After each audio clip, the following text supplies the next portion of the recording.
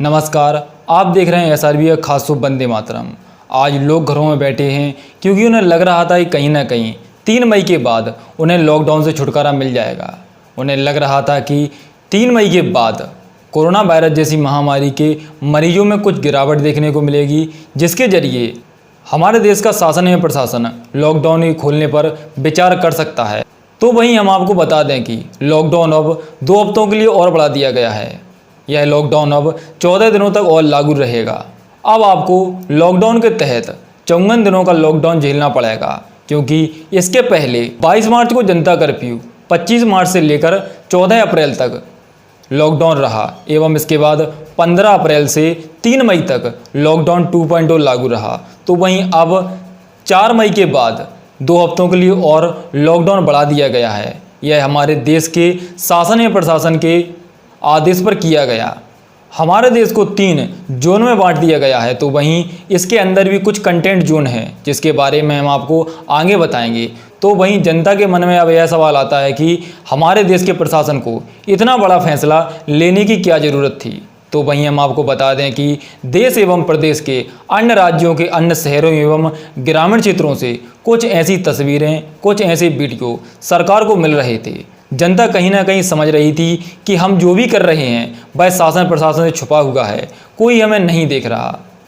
जनता के द्वारा लगातार लॉकडाउन के नियमों की धज्जियां उड़ाई जा रही थीं, जिस पर सभी वरिष्ठ अधिकारियों के द्वारा जनता को पहले ही चेता दिया गया था कि वह ऐसा ना करे, क्योंकि जनता पर शासन प्रशासन कहीं ना कहीं सख्त रवैया अपनाए हुए था, लेकिन फिर भी खुलकर सामने नहीं आ रहा था। इसके उपरांत हमारे दतिया जिले के प्रशासन सहित अन्य क्षेत्रों के शासन प्रशासन के द्वारा राज्य सरकारों को इससे अवगत कराया गया एवं लॉकडाउन 3.0 लागू कर दिया गया। हमारे देश के कई हिस्सों में कहीं कोरोना वायरस जैसी महामारी के चलते मरीजों की संख्या घट रही है, तो वहीं कहीं बढ़ रही है, क्योंकि रेड जोन, ग्रीन जोन और ऑरेंज जोन में कहीं ना कहीं कुछ अंतर सामने आ रहे हैं।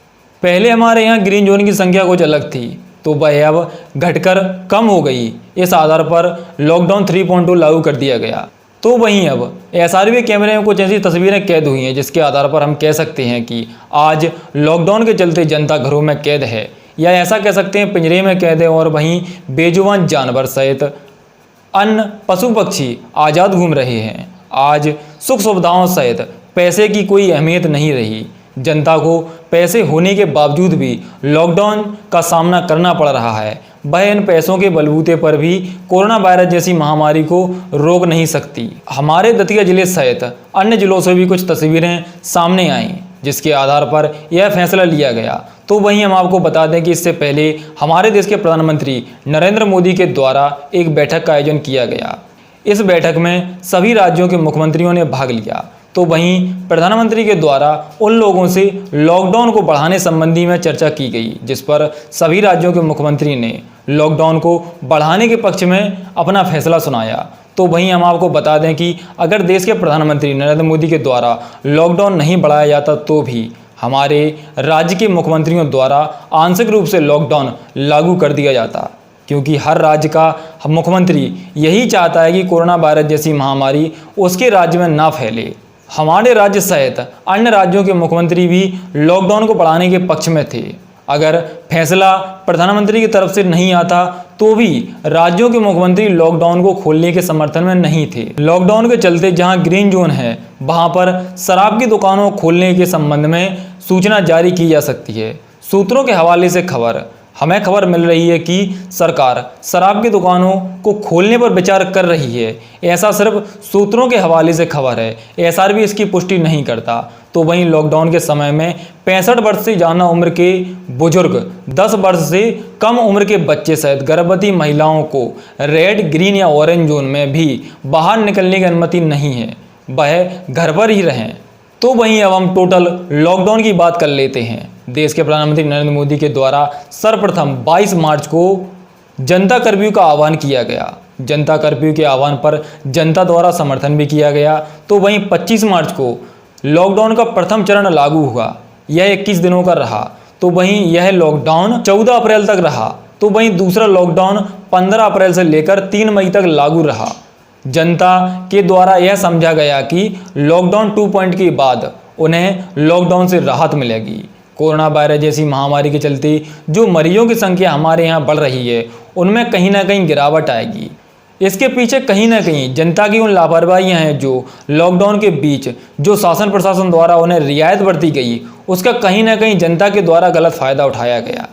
तो वहीं इस लॉकडाउन में हमारे राज्यों की सरकारों के द्वारा रेड जोन, येलो जोन और ग्रीन जोन में बांटे गए हिस्सों के आधार पर एवं उनमें क्या नियम कायदे कानून लागू किए गए, इस आधार पर हम आपको बता दें कि रेड जोन में हर प्रकार की सुविधाएं पूर्णतः प्रतिबंधित हैं। रेड जोन के अंदर भी कंटेंट जोन है, जहां पर कोरोना वायरस जैसे मरीजों की संख्या लगातार बढ़ती जा रही है, जिसके आधार पर उस जगह पर उस कंटेंट जोन में कोई भी सुख सुविधा सहित अन्य वस्तुओं की आवाजाही बंद है। यहाँ पर शासन प्रशासन के आदेश पर दवाओं सहित अन्य प्रशासनिक यातायात की सुविधा लागू है। सिर्फ यहाँ पर प्रशासनिक गतिविधियाँ सुचारू रूप से चल रही हैं। इसके अलावा किसी व्यक्ति को अनावश्यक रूप से बाहर निकलने की अनुमति नहीं है। तो वहीं अब ऑरेंज जोन की बात कर लेते हैं। सूत्रों से मिली खबर के अनुसार एसआरबी आपको बता दें कि ऑरेंज जोन में 4 पहिया वाहनों पर एक ड्राइवर के साथ 2 लोगों के यात्रा करने का प्रावधान लागू किया जा सकता है। यह शासन के आदेश पर लागू होगा।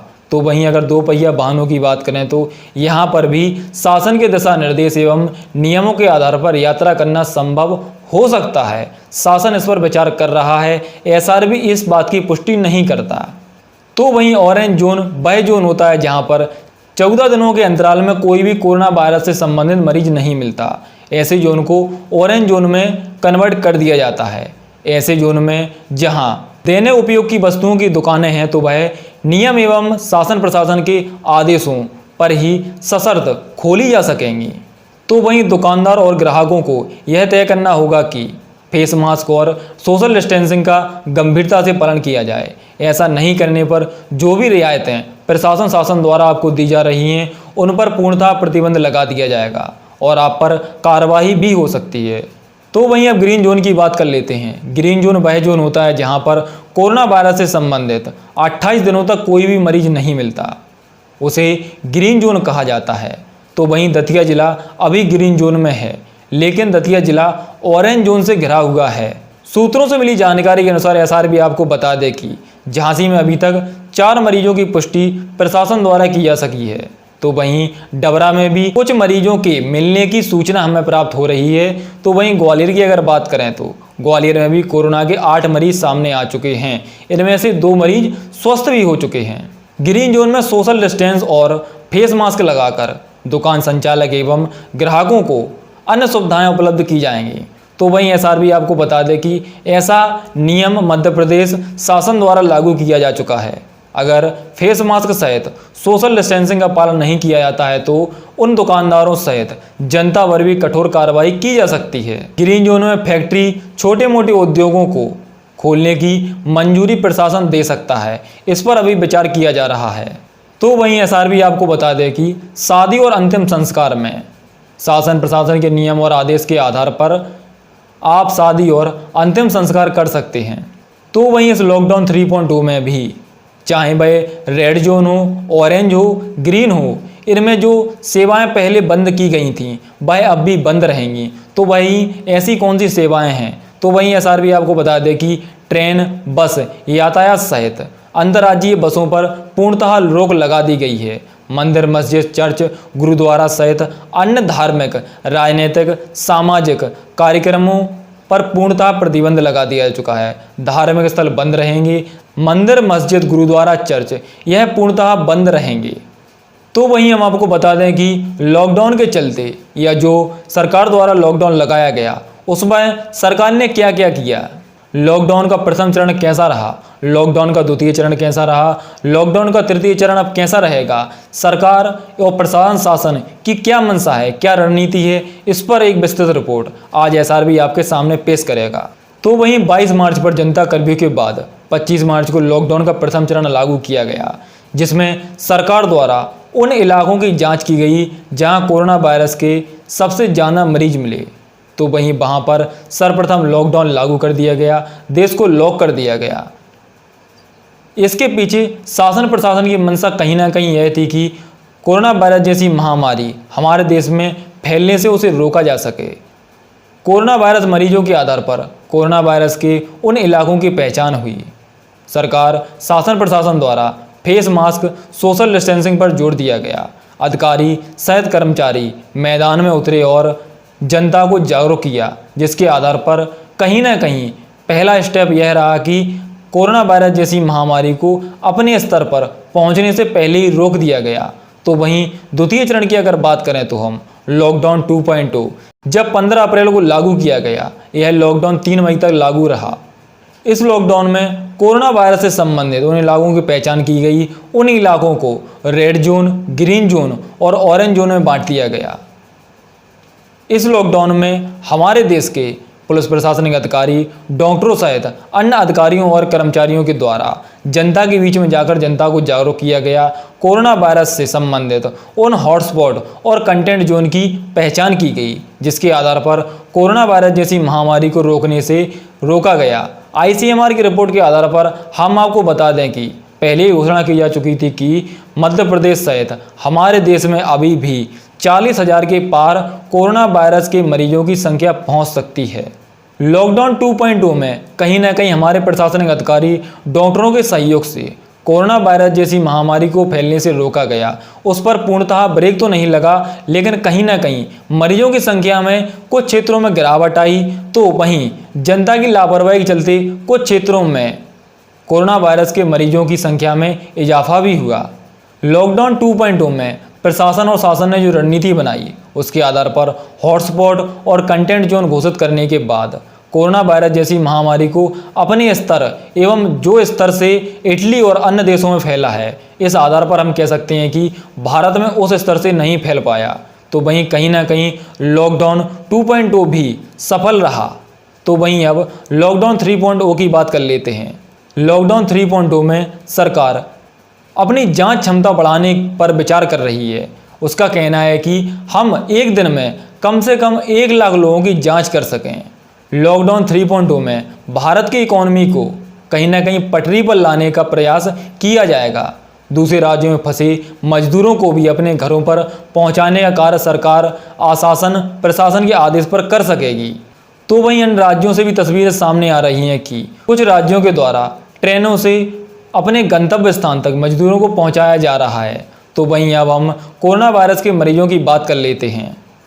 इंडिया में अब तक कोरोना वायरस के कुल टोटल केस 37,336 हो चुके हैं। तो वहीं इनमें से अभी तक 1,223 लोगों की मौत हो चुकी है। तो वहीं कुल टोटल रिकवर केस 10,007 हो चुके हैं। तो वहीं विश्व के आंकड़ों की बात कर लेते हैं। विश्व में कोरोना के टोटल मरीज 34 लाख हो चुके हैं, जिनमें से 2,39,000 लोगों की मौत हो चुकी है। तो वहीं SRB आपको बता दें कि आपके क्षेत्र में लॉकडाउन के चलते जो आपके परिजन सहित अन्य पड़ोसी दूसरे राज्यों में मजदूरी करने या जॉब करने गए थे, या सैलानी या छात्र छात्राएं जो भी दूसरे राज्यों में लॉकडाउन के चलते फंसे हुए हैं, सरकार उन्हें वापस लाने सहित उनकी मदद करने का हर संभव प्रयास कर रही है। मध्य प्रदेश शासन के आदेश के आधार पर हम आपको बता दें कि अगर आप ग्रामीण क्षेत्रों के निवासी हैं तो आप अपनी जानकारी अपने ग्राम के सचिव, रोजगार सहायक, आंगनवाड़ी सहित स्वच्छग्राही को उपलब्ध करा दें, ताकि शासन प्रशासन द्वारा आपके परिजनों की जो दूसरे राज्यों में फंसे हैं उनकी हर संभव मदद की जा सके। आपको बस इतना करना होगा कि जो व्यक्ति दूसरे राज्यों में फंसा है उसका Aadhaar card, mobile number, ID proof, bank की पासबुक, IFSC कोड सहित अन्य जानकारियाँ उसे उपलब्ध करा दें, ताकि जिस राज्य में वह फंसा है वहाँ के जिला अधिकारी उस व्यक्ति से संपर्क कर उसे अपने गंतव्य स्थान तक पहुँचा सकें। तो वहीं शहरी क्षेत्रों की बात करें तो शहरी क्षेत्र के लोग भी अपने शहरी क्षेत्र के SDM, तहसीलदार सहित अन्य आला अधिकारियों से मिलकर अपने परिजनों की सूचना जो दूसरे राज्यों में फंसे हैं उसकी दे सकते हैं, जिसके आधार पर उन लोगों की हर संभव मदद की जा सके। तो वहीं सभी शासकीय और अशासकीय कर्मचारियों को आरोग्य सेतु ऐप्स अनिवार्य रूप से डाउनलोड करने की सलाह दी गई है। तो वहीं मध्य प्रदेश शासन सहित हमारे देश के शासन प्रशासन द्वारा सभी जनता से आग्रह किया जा रहा है कि कोरोना वायरस जैसी महामारी से डरने की नहीं बल्कि सजग रहने की ज़रूरत है। कृपया घर पर रहें और लॉकडाउन और शासन प्रशासन के नियम और आदेशों का पूर्ण रूप से पालन करें।